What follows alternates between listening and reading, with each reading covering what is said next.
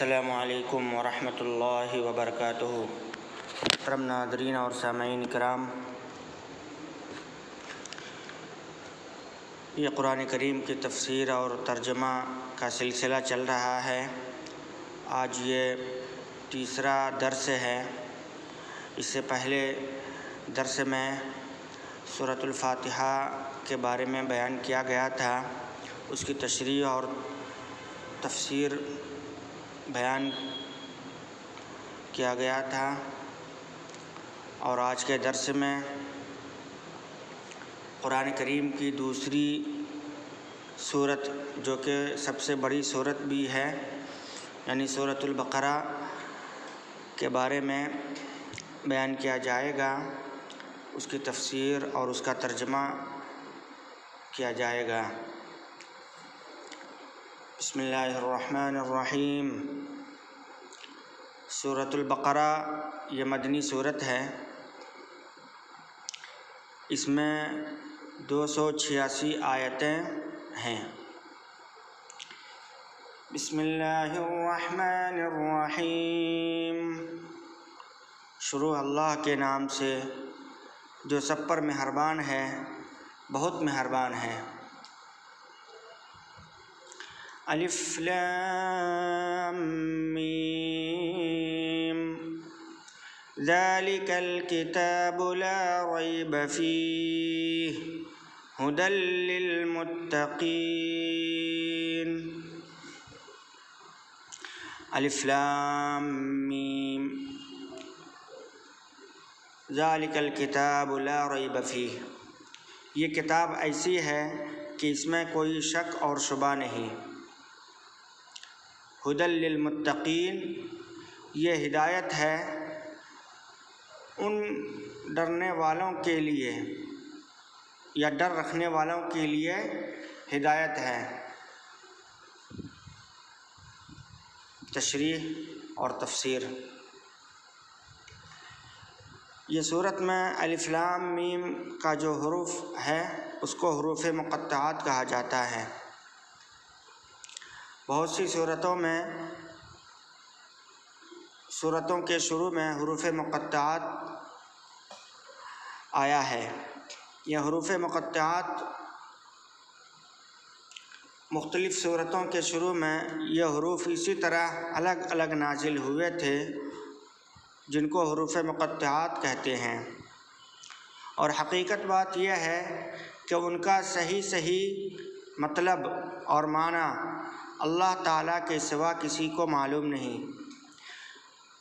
یہ حروف مقطعات کا معنی اور مطلب اللہ نے کسی کو نہیں بیان کیا، اس لیے حروف مقطعات کا معنی اور مطلب بیان نہیں کیا جاتا ہے۔ یہ اللہ تعالیٰ کی کتاب کا ایک راز ہے جس کی تحقیق میں پڑھنے کی ضرورت نہیں۔ عقیدے یا عمل کا کوئی مسئلہ ان کے سمجھنے پر موقوف بھی نہیں ہے۔ ایسا نہیں ہے کہ اس کو اگر نہیں سمجھیں تو اس سے عقیدے میں یا عمل میں کوئی رکاوٹ پیدا ہو، ایسی کوئی بات نہیں ہے۔ ذالک الکتاب لا ریب فیہ، کہ یہ ایسی کتاب ہے کہ اس میں کوئی شک اور شبہ نہیں۔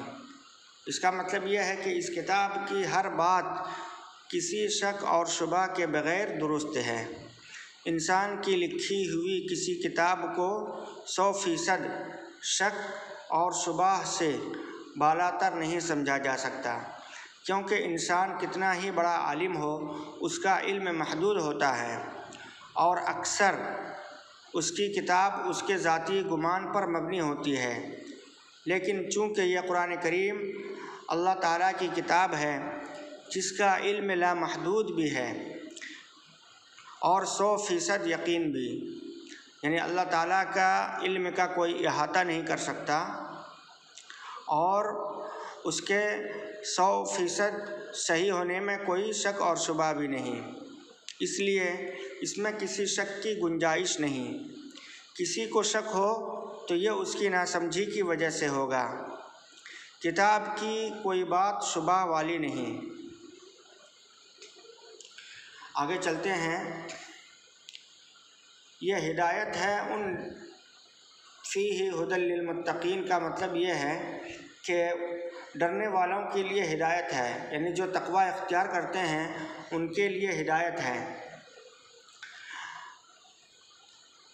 اگرچہ قرآن کریم نے صحیح راستہ ہر ایک کو دکھایا ہے، چاہے وہ مومن ہو یا غیر مومن، اس لیے اس معنی کے لحاظ سے اس کی ہدایت سب کے لیے ہے، لیکن نتیجے کے اعتبار سے دیکھا جائے تو اس ہدایت کا فائدہ انہیں کو پہنچتا ہے جو اس کی بات مان کر اس کے تمام احکام اور تعلیمات پر عمل کریں۔ اس لیے یہ فرمایا گیا کہ یہ ہدایت ہے ڈر رکھنے والوں کے لیے جو بے دیکھی چیزوں پر ایمان لاتے ہیں۔ ڈر رکھنے کا مطلب یہ ہے کہ انسان یہ بات ہمیشہ پیش نظر رکھے کہ اسے ایک دن اللہ کے حضور اپنے تمام اعمال کا جواب دینا ہے، لہذا مجھے کوئی کام ایسا نہ کرنا چاہیے جو اس کی ناراضی کا باعث ہو۔ اسی خوف اور دھیان کا نام تقوی ہے۔ بے دیکھی چیزوں کے لیے قرآن کریم نے غیب کا لفظ استعمال فرمایا ہے۔ اس سے مراد وہ چیزیں ہیں جو بے دیکھی اس سے مراد وہ چیزیں ہیں جو آنکھوں سے دکھائی نہیں دیتی، نہ ہاتھ سے چھو کر یا ناک سے سونگھ کر انہیں محسوس کیا جا سکتا ہے، بلکہ وہ صرف اور صرف اللہ تبارک و تعالیٰ کی وحی کے ذریعے معلوم ہوتی ہے۔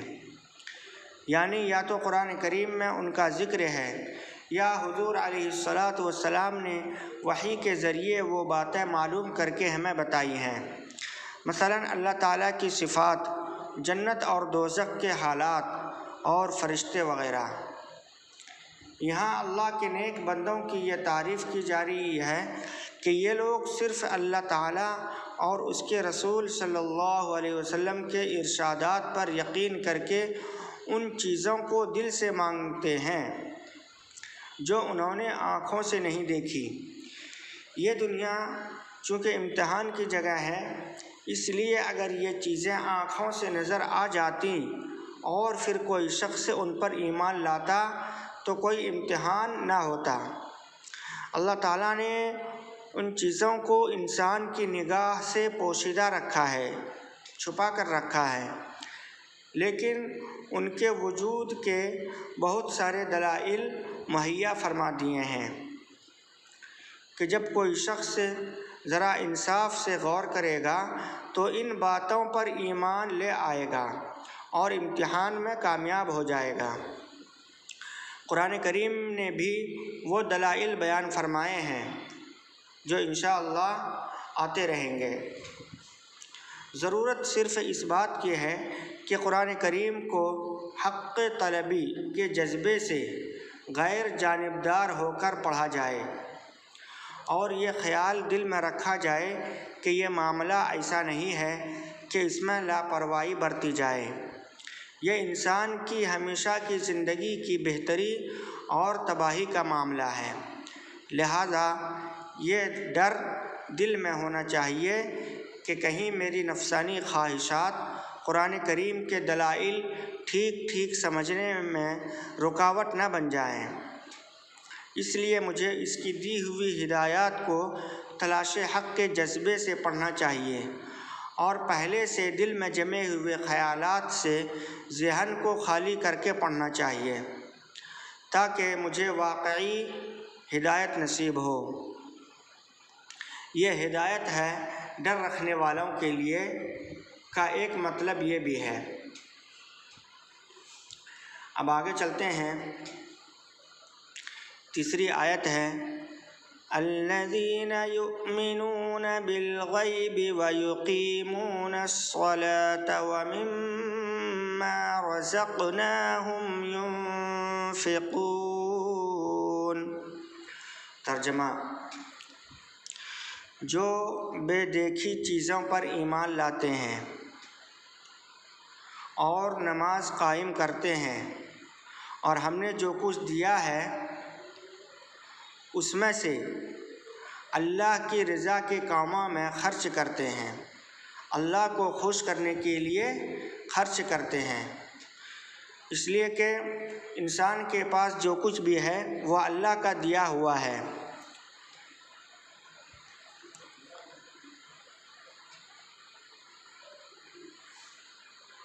اب اس کی تشریح بھی معلوم ہو جا رہے ہے کہ جو لوگ قرآن کریم کی ہدایت سے فائدہ اٹھاتے ہیں، یہاں ان کی اہم صفات بیان فرمائی گئی ہیں۔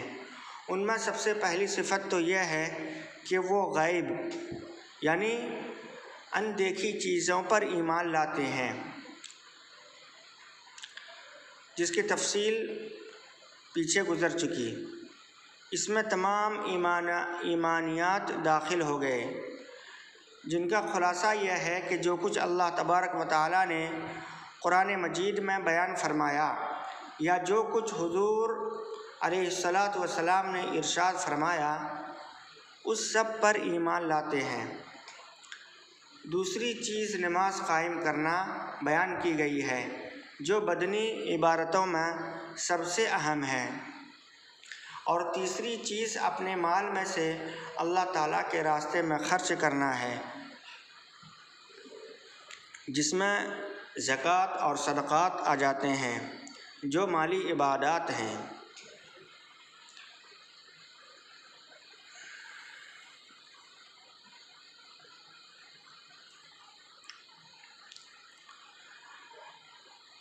اب چوتھی آیت ہے وَالَّذِينَ يُؤْمِنُونَ بِمَا أُنزِلَ إِلَيْكَ وَمَا أُنزِلَ مِن قَبْلِكَ وَبِالْآخِرَةِ هُمْ يُوقِنُونَ۔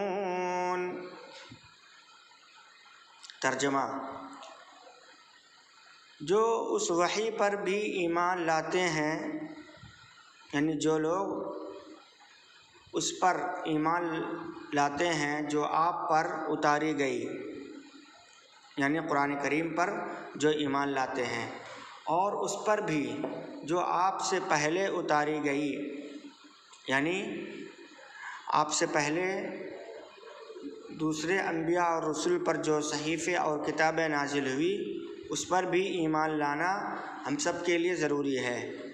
صرف یہ نہیں کہ ہم قرآن کریم پر ایمان لائیں اور دوسری کتابوں کو انکار کر دیں، بلکہ قرآن کریم کے علاوہ جتنی بھی صحیفے اللہ تبارک و تعالیٰ نے دوسرے انبیاء اور رسول پر نازل کیے ہیں ان سب کو بھی ماننا اور ان سب پر بھی ایمان لانا ضروری ہے۔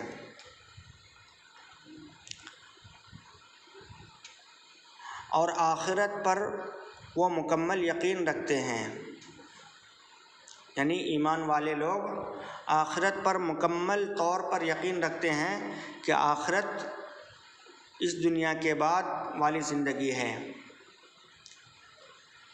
پانچویں آیت ہے اولئک علی ھدی من ربہم واولئک ھم المفلحون۔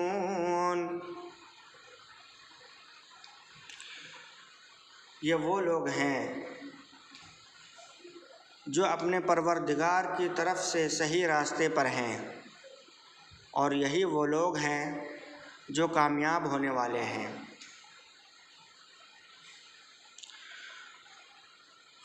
اب اس کی تشریح سمجھ لیتے ہیں کہ والذین یؤمنون بما انزل الیک وما انزل من قبلک وبالآخرۃ هم یوقنون، یعنی اس بات پر ایمان رکھتے ہیں کہ جو وحی حضور اقدس صلی اللہ علیہ وسلم پر اتاری گئی وہ بھی بالکل سچی ہے، اور جو آپ صلی اللہ علیہ وسلم سے پہلے انبیاء کرام علیہم الصلاۃ والسلام مثلا حضرت موسیٰ یا حضرت عیسیٰ علیہ السلام وغیرہ پر نازل کی گئی تھی وہ بھی بالکل سچی تھی، اگرچہ بعد میں لوگوں نے اسے ٹھیک محفوظ نہ رکھا بلکہ اس میں تحریف کر دی گئی، یعنی توریت اور انجیل میں تحریف کر دی گئی۔ لیکن یہ توریت اور انجیل حضرت موسیٰ اور حضرت عیسیٰ علیہ السلام پر نازل ہوئی تھی۔ اس آیت میں ایک لطیف اشارہ اس طرف بھی موجود ہے کہ وحی کا سلسلہ حضور علیہ السلام پر ختم ہو گیا۔ آپ کے بعد کوئی ایسا شخص پیدا نہیں ہوگا جس پر وحی آئے یا اسے نبی بنایا جائے، کیونکہ یہاں اللہ تبارک و تعالیٰ نے صرف حضور علیہ السلام پر نازل ہونے والی وحی اور آپ سے پہلے کے انبیاء علیہ السلام پر نازل ہونے والی وحی کا ذکر فرمایا ہے، اس کے بعد کی کسی وحی کا ذکر نہیں فرمایا۔ اگر آپ کے بعد بھی کوئی نیا نبی آنے والا ہوتا یا اس کی وحی پر ایمان لانا ضروری ہوتا تو اس کو بھی یہاں بیان فرما دیا جاتا، جیسا کہ پہلے پیغمبروں سے یہ عہد لیا گیا تھا کہ آپ حضرات کے بعد حضور علیہ السلام یعنی حضرت محمد مصطفیٰ صلی اللہ علیہ وسلم اس دنیا میں تشریف لانے والے ہیں، جو کہ نبی اور رسول اور خاتم الانبیاء والمرسلین ہوں گے۔ آپ کو ان پر بھی ایمان رکھنا ہوگا، یعنی یہ پیغمبروں سے عہد لیا جاتا تھا کہ حضور علیہ السلام آپ کے بعد تشریف لانے والے ہیں، آپ اس کو بھی مانیں اور اس پر ایمان رکھیں۔ وَبِالْآخِرَةِ هُمْ يُوقِنُونَ، اور آخرت پر وہ مکمل یقین رکھتے ہیں۔ اس کا مطلب یہ ہوا کہ آخرت سے مراد وہ زندگی ہے جو مرنے کے بعد حاصل ہوگی اور جو ہمیشہ کے لیے ہوگی۔ اس میں ہر بندے کو دنیا میں کیے ہوئے اعمال کا حساب دینا ہوگا اور اسی کی بنیاد پر یہ فیصلہ ہوگا کہ وہ جنت میں جائے گا یا دوزخ میں۔ اگرچہ یہ آخرت بھی ان اندیکھی چیزوں یعنی غیب میں شامل ہے جس پر ایمان لانے کا ذکر سب سے پہلے کیا گیا تھا، لیکن آخر میں اسے علیحدہ کر کے خصوصی اہمیت کے ساتھ ذکر کیا گیا ہے۔ شاید اس کی وجہ یہ ہے کہ آخرت کا عقیدہ ہی در حقیقت انسان کی سوچ اور اس کی عملی زندگی کو صحیح راستے پر رکھتا ہے۔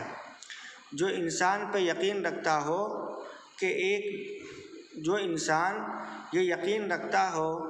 ایک دن مجھے اللہ کے سامنے پیش ہو کر اپنے ہر عمل کا جواب دینا ہے، وہ کسی گناہ یا جرم کے ارتکاب پر کبھی ڈھٹائی کے ساتھ آمادہ نہیں ہوگا۔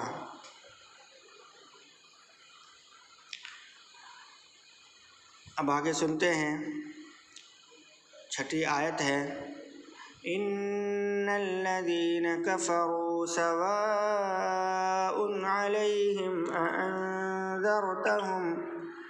اانذرتہم ام لم تنذرہم لا یؤمنون۔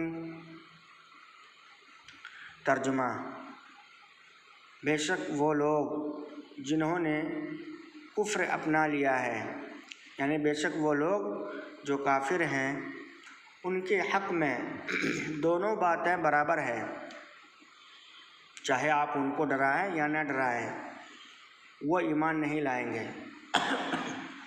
یعنی جن کے مقدر میں کفر لکھا ہوا ہے ان کے لیے برابر ہے، دونوں برابر ہے کہ آپ ان کو آخرت کے بارے میں اور عذاب کے بارے میں ڈرائیں یا نہ ڈرائیں، وہ ایمان نہیں لائیں گے۔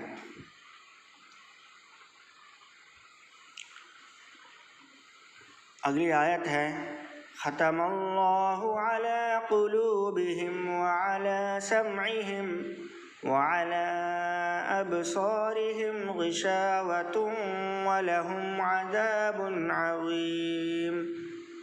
ترجمہ: اللہ تبارک و تعالیٰ نے ان کے دلوں پر اور ان کے کانوں پر مہر لگا دی ہے، یعنی بند کر دیا ہے۔ ان کے دل کو اور ان کے کان کو بند کر دیا ہے کہ وہ کوئی بات، حق کی بات نہ سنیں گے اور نہ ان کے قلوب پر، ان کے دلوں پر کوئی اثر ہوگا۔ وہ سننا تو بظاہر سننا ہے، لیکن دل کی کان سے وہ نہیں سنیں گے۔ وہ اس طرح نہیں سنیں گے کہ سننے کا اثر اس کے دلوں پر ہو۔ تو یہ ہے مہر کا مطلب۔ وَعَلَىٰ أَبْصَارِهِمْ غِشَاوَةٌ، اور ان کی آنکھوں پر پردہ ڈالا ہوا ہے۔ وَلَهُمْ عَذَابٌ عَظِيمٌ، ان کے لیے بہت زبردست عذاب ہے۔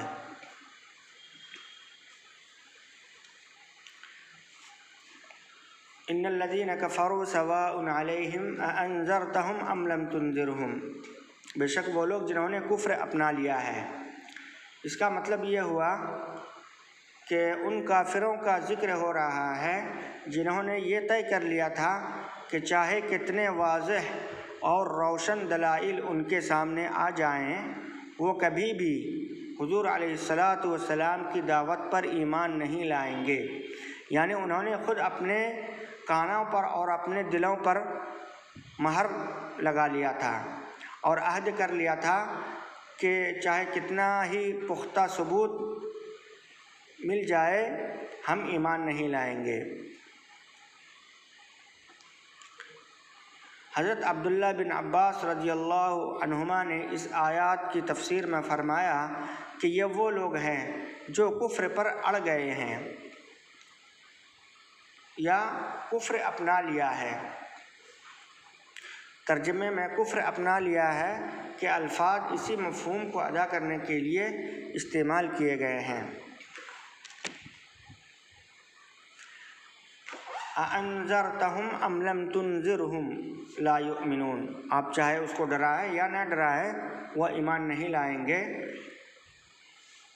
اس کا مطلب یہ ہے کہ قرآن کریم نے انبیاء کرام علیہ السلام کی دعوت کو بکثرت ڈرانے سے تعبیر فرمایا ہے، کیونکہ انبیاء کرام علیہ السلام لوگوں کو کفر اور بدعمالیوں کے برے انجام سے ڈراتے ہیں۔ لہٰذا آیت کا مطلب یہ ہوا کہ آپ چاہے ان کو دعوت دیں یا نہ دیں، ان کے سامنے دلائل پیش کریں یا نہ کریں، چونکہ انہوں نے تہیہ کر رکھا ہے کہ کوئی بات ماننی نہیں ہے، اس لیے وہ ایمان نہیں لائیں گے۔ ان کی آنکھوں پر پردہ پڑا ہوا ہے۔ وَعَلَىٰ أَبْصَارِهِمْ غِشَاوَةٌ، ان کی آنکھوں پر پردہ پڑا ہوا ہے۔ اس کا مطلب یہ ہوا کہ اس آیت میں یہ واضح فرمایا گیا ہے کہ ضد اور ہٹ دھرمی بڑی خطرناک چیز ہے۔ اگر کوئی شخص ناواقفیت یا غفلت وغیرہ کی وجہ سے کسی غلطی کا ارتکاب کرے تو اس کی اصلاح کی امید ہو سکتی ہے، لیکن جو شخص غلطی پر اڑ جائے اور یہ تہیہ کر لے کہ کسی بھی حالت میں بات نہیں ماننی، تو اس کی ضد کا آخری انجام یہ ہوتا ہے کہ اللہ تبارک و تعالیٰ کی طرف سے اس کے دل پر مہر لگا دی جاتی ہے، جس کے بعد اس سے حق کو قبول کرنے کی صلاحیت ہی ختم ہو جاتی ہے۔ اللہ تعالیٰ ہمیں اور آپ کو اور تمام ایمان والوں کو اس حالت سے محفوظ رکھے۔ لہٰذا اس پر یہ شبہ نہیں ہونا چاہیے کہ جب خود اللہ تبارک و تعالیٰ نے ان کے دل پر مہر لگا دی تو وہ معذور ہو گئے، اس لیے کہ یہ مہر لگانا خود انہی کی ضد اور تہیہ کرنے کا نتیجہ ہے کہ حق بات نہیں ماننی، کہ جیسا کہ مشہور ہے کہ نیت کے مطابق اللہ تبارک و تعالیٰ انسانوں کے ساتھ معاملہ کرتے ہیں۔ اللہ تبارک و تعالی ہمیں کہنے سننے سے زیادہ عمل کی توفیق عطا فرمائے اور ہمیں ان تمام باتوں پر عمل کرنے کی توفیق عطا فرمائے۔ اللہ تبارک و تعالی تمام بیماروں کو شفا عطا فرما، تمام پریشان حال لوگوں کی پریشانیوں کو دور فرما، تمام جائز مقاصد میں کامیابی عطا فرما۔ اللہ تعالی ہر ایک کی جائز تمنا کو پورا فرما اور حق بات پر عمل کرنے کی توفیق عطا فرما۔ آمین آمین۔ السلام علیکم ورحمۃ اللہ وبرکاتہ، وآخر دعوانا ان الحمد للہ رب العالمین۔